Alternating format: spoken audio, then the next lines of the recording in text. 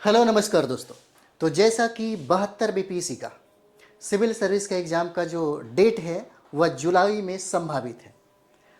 और इतना कम समय में हमें क्या करना चाहिए? सबसे पहली बात, चाहे वो नया स्टूडेंट हो चाहे पुराने स्टूडेंट हो, जिनको लगता है कि 72 में एक सीट हम कब्जा कर ले, एक सीट पर हम आसीन हो जाए, पीटी कम से कम हो जाए।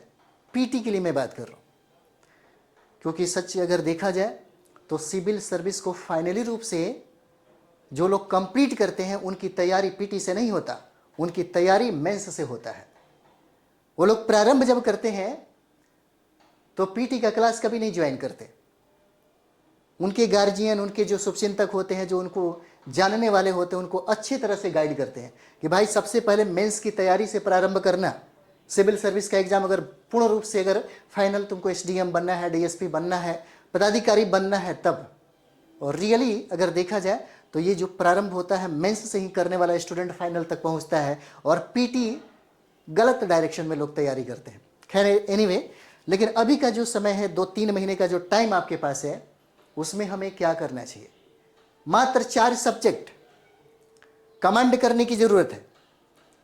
अगर 4 सब्जेक्ट पर हम लोग कमांड कर ले तो हमारा बीपीएससी जो सिविल सर्विस का एग्जाम है, हम लोग इसको क्रैक कर सकते हैं। इसी को बोलते हैं कि रणनीति में, एक डिसिप्लिन में, एक अनुशासन में रह करके स्टडी करना। और यहां पर जो 4 सब्जेक्ट की हम लोग बात करें, इसमें सेल्फ स्टडी की सबसे ज्यादा आवश्यकता होता है। कहीं भटकने की जरूरत नहीं है।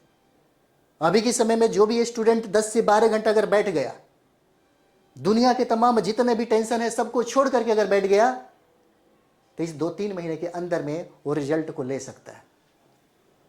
जो अनुभवी हैं, जो देते रहे हैं, पीटी, मेंस और इंटरव्यू तक पहुंचते रहे हैं, उनका यही है ना तरीका होता है, यही स्ट्रेटजी होता है।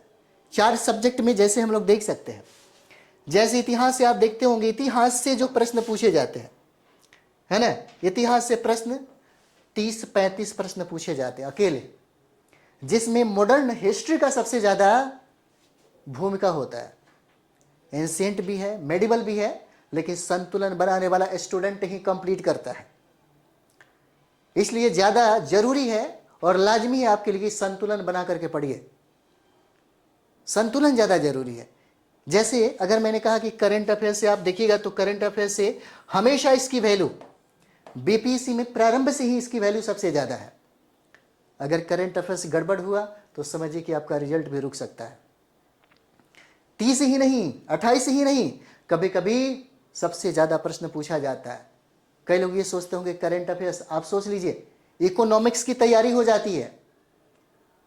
अगर सही तरीके से आपको समझ है अपने सब्जेक्ट, अपने सिलेबस के प्रति, तो आपको समझ में आता है कि हमारा जो सिलेबस है इकोनॉमिक्स का हाफ, आधा जो भाग है आपको करंट में ही पढ़ना है। तो ले देकर के अगर बात किया जाए तो 45 प्रश्न भी, 40 प्रश्न भी, 40 प्लस प्रश्न जो है ना, वहां से पूछा जाता है। सर्वेक्षण देख लीजिए, बजट देख लीजिए, बहुत सारे योजना परियोजना है जो करंट पर आधारित है, जिसमें हमको इकोनॉमिक्स में भी पढ़ना है और उसको हमें करंट में भी पढ़ना है।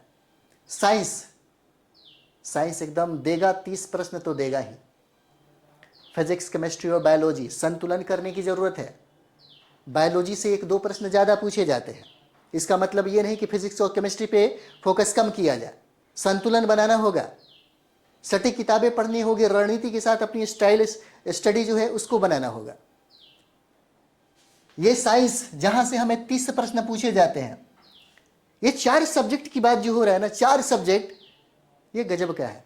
अगर कोई स्टूडेंट, कोई विद्यार्थी अगर इस 4 सब्जेक्ट पर मेहनत कर दिया, सटीक किताबों के साथ, मैं अभी भी बता रहा हूं, बाजारवाद पे निर्भर मत रहिए। बाजार पे निर्भर रहिएगा तो सब गड़बड़ हो जाएगा। जो सटीक किताबें हैं, जो टेक्स्ट बुक है, जो रियल बुक है, उसको पढ़िए। साइंस, उसके बाद बिहार स्पेशल, क्योंकि हम लोग एग्जाम किसका देने जा रहे हैं, तो यह बिहार का एग्जाम है ना, बिहार लोक सेवा आयोग। तो आपके बिहार के संदर्भ में प्रश्न पूछे ही जाएंगे, और यहां से कम प्रश्न पूछे नहीं जाते। पहले बहुत ज्यादा प्रश्न पूछा करता था, है ना, प्रश्नों की संख्या कम और ज्यादा होते रहता है, क्योंकि हिस्ट्री, ज्योग्राफी, पॉलिटी और करंट अफेयर्स अगर संदर्भ में हम लोग देख ले तो कम प्रश्न नहीं रहता है, प्रश्नों की संख्या ज्यादा होती है। बाकी ज्योग्राफी है ही, टाइम आपको मिला है, ऐसा थोड़ी है कि आप पहली बार पढ़ रहे हैं। ये अभी के समय में सिर्फ रिवीजन और प्रैक्टिस करने की ज़रूरत होता है। स्टडी करने वाले और पढ़ने वाले पढ़ चुके हैं। अभी के समय में नया कुछ भी नहीं पढ़ना चाहिए। अभी जो 3 महीने का समय होता है उसमें चीज़ों को, है ना, बनाते हैं, अपने लेवल को बनाते हैं, अपने स्कोर को बढ़ाते हैं। क्योंकि आपको पता है निगेटिव भी है 1/3, और इस बार क्या कह रहा है, 5 ऑप्शन दिया जाएगा, ABCDE। अगर आपने ई नहीं मारा तो सोच लीजिए आपका कल्याण है। बहुत सारा बदलाव हुआ है बीपीएससी के अंदर, और सबसे बड़ी बात है ये भी कहा जा रहा है कि इस बार जो 72 बीपीएससी का एग्जाम होगा, है ना, इस बार जो हम लोग 72 बीपीएससी का एग्जाम देखेंगे, 72 बीपीएससी का, है ना, इस बीपीएससी में प्रश्न का जो पैटर्न जो रहेगा, जो लेवल रहेगा, वो लेवल यूपीएससी के आधार पर पूछा जाएगा। यूपीएससी के प्रश्न जो बनाए जाते हैं उसी तरीके से प्रश्न बनाया जाएगा, और आपको, है ना, उसी तरीके से तैयारी करने की जरूरत होगी। क्योंकि ऑलरेडी आपने भी पेपर पढ़ा होगा, है ना। दूसरे कंपटीशन के स्टूडेंट भले पेपर पढ़े या ना पढ़े, लेकिन सिविल सर्विस की तैयारी करने वाला विद्यार्थी पेपर से और मैगजीन से हमेशा जुड़ा हुआ रहता है। अगर मैगजीन और पेपर ना पढ़े तो सिविल सर्विस नहीं हो सकता है, और सिविल सर्विस बहुत इंपॉर्टेंट होता है। और सिविल सर्विस के लिए आप देखते होंगे इस न्यूज़पेपर का इतनी वैल्यू है, आपके मेंस में सबसे ज़्यादा वैल्यू है।